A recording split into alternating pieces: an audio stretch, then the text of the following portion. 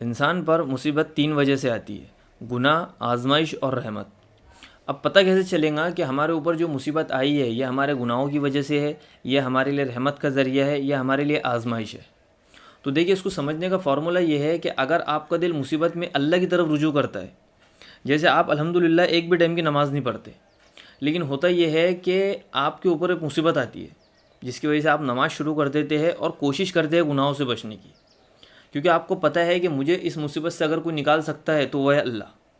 اور اللہ کو راضی کرنے کا طریقہ کیا ہے؟ فرض واجبات کی پابندی اور کبیرہ گناہوں سے توبہ۔ تو اگر یہ مصیبت آپ کے نیک عمل کرنے اور گناہوں سے بچنے کا ذریعہ بنتی ہے تو پھر یہ مصیبت نہیں ہے، یہ اللہ کی طرف سے آپ کے لیے رحمت ہے۔ کیونکہ ہو سکتا ہے اگر آپ پر یہ مصیبت نہ آتی تو آپ کبھی اللہ کی طرف رجوع نہیں کرتے، لیکن صرف اس مصیبت کی وجہ سے آپ نے اللہ کی طرف رجوع کیا ہے، تو اس سے پتہ چلتا ہے کہ یہ مصیبت نہیں ہے، یہ اللہ کی طرف سے آپ کے لیے رحمت کا ذریعہ ہے۔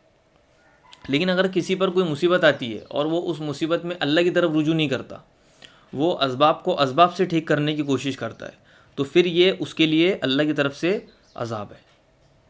کیونکہ کئی سارے لوگ آپ نے دیکھے ہوں گے جو مصیبت میں اللہ کی ناشکری کرنا شروع کر دیتے، کہ جیسے اللہ کو ہمارا ہی بیٹا ملا تھا مارنے کے لیے، میں اتنے ٹائم سے دعا مانگ رہا، اللہ قبول ہی نہیں کر رہا۔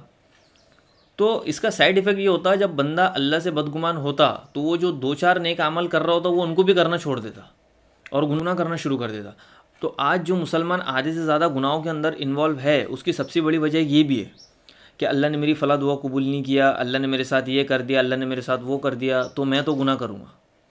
تو یہ مصیبت ان کے لیے اللہ سے دوری کا ذریعہ بنی۔ تو یہ مصیبت برائے مصیبت نہیں ہے، یہ اللہ کی طرف سے ان کے لیے بہت بڑا عذاب ہے۔ اور میں آج لوگوں کو دیکھتا ہوں، لوگ اتنی پریشانیوں کے اندر انوالو ہونے کے باوجود اللہ کی طرف رجوع کرنے کے لیے تیار نہیں ہے۔ تو ہمیں یہاں یہ سمجھنے کی ضرورت ہے کہ ہمارے اوپر کتنی مصیبتیں، کتنی پریشانی آ جائے، یہ ہمارے ایکشن پر ڈیپینڈ کرتا ہے کہ ہم اس وقت اللہ کی طرف رجوع کرتے ہیں یا گناہوں کی طرف۔ تو علماء یہ کہتے ہیں کہ اس کنڈیشن میں اللہ کی طرف رجوع وہی کرے گا جس کو اللہ کی حکمت کا پتہ ہوگا، جس کو جنت جہنم کا پتہ ہوگا، جس کو آخرت کا پتہ ہوگا۔ وہ کبھی اللہ سے بدگمان نہیں ہوگا، وہ ہمیشہ اس کی اچھی تعویل کرے گا۔ وہ سوچیں گا ہو سکتا اللہ میرے کو آزما رہا ہو جیسے اللہ نے نبیوں کو آزمائے، یا ہو سکتا اللہ مجھے اپنی طرف راغب کرنے کے لیے مجھے مصیبت میں ڈال رہا ہو۔ کیونکہ کئی سارے لوگ آپ نے دیکھے ہوں گے جو فرض واجبات کی پابندی تو کر رہے ہوتے، گناہوں سے بھی بچ رہے ہوتے، لیکن جیسے ہی ان کے اوپر کوئی مصیبت آتی ہے وہ فرض واجبات کے ساتھ ساتھ تہجد کی بھی پابندی شروع کر دیتے، وہ اور اللہ کی طرف رجوع ہو جاتے۔ لیکن یہ کون لوگ ہوتے جن کو اللہ کا پتہ ہوتا؟ جن لوگوں کو اللہ کا پتہ نہیں ہوتا وہ گناہوں کے اندر مبتلا ہو جاتے ہیں۔ جیسے قرآن میں سورہ حشر میں اللہ کہتے ہیں کہ جو اللہ کو بھول جائیں گا اللہ انہیں اپنا آپ بھلا دیں گے۔ تو اس آیت میں اللہ نے صاف بتا دیے کہ جو اللہ کو بھول جائیں گا وہ ہمیشہ غلط فیصلے کریں گا، جس میں اس کا دنیا کا بھی نقصان ہوگا اور آخرت کا بھی نقصان ہوگا۔ اب غلط فیصلے کیسے کریں گا؟ وہ جب بھی کوئی فیصلہ کریں گا تو وہ فیصلہ ہمیشہ اپنی عقل سے کریں گا، وہ شریعت کو سامنے رکھ کر فیصلہ نہیں کریں گا۔ اور عقل سے فیصلہ کرنے کا نقصان کیا ہوتا؟ عقل سے فیصلہ کرنے کا نقصان یہ ہوتا کہ گے میرج لیگل ہو جاتی، مرد مرد سے شادی کر سکتا، عورت عورت سے شادی کر سکتی۔ آپ سوچئے 100 سال پہلے اس کا کوئی تصور کر سکتا تھا کہ ایک دن ایسا بھی قانون مارکیٹ میں آئے گا؟ بالکل بھی نہیں ہو سکتا، ان لوگوں کا ذہن بھی کبھی اس طرف نہیں گیا ہو، لیکن آج ان لوگوں نے اس قانون کو نافذ کر دی۔ تو یہ ہوتا جب انسان اللہ سے دور ہوتا۔ خیر، اس کے علاوہ مصیبت کی ایک اور قسم ہوتی جو اللہ کی طرف سے انسان کو اس کے درجے بڑھانے کے لیے دی جا رہی ہوتی۔ جیسے ایوب علیہ السلام کو اللہ نے 18 سال بیماری میں رکھے، تو کیا اس بیماری میں مبتلا ہونے سے پہلے آپ نے معاذ اللہ کوئی گناہ کیے تھے؟ بالکل بھی نہیں۔ اللہ کا اس مصیبت میں آپ کو ڈالنے کا مقصد یہ تھا تاکہ آپ کا ذکر قرآن میں آئے، تاکہ قیامت تک کے آنے والے لوگوں کو یہ پتہ چلے کہ تمہارے اوپر کتنی مصیبتیں، کتنی پریشانی آ جائے، تم نے اللہ سے بدگمان نہیں ہونا ہے۔ کیونکہ انڈائریکٹلی اس میں ہمارا ہی فائدہ ہے۔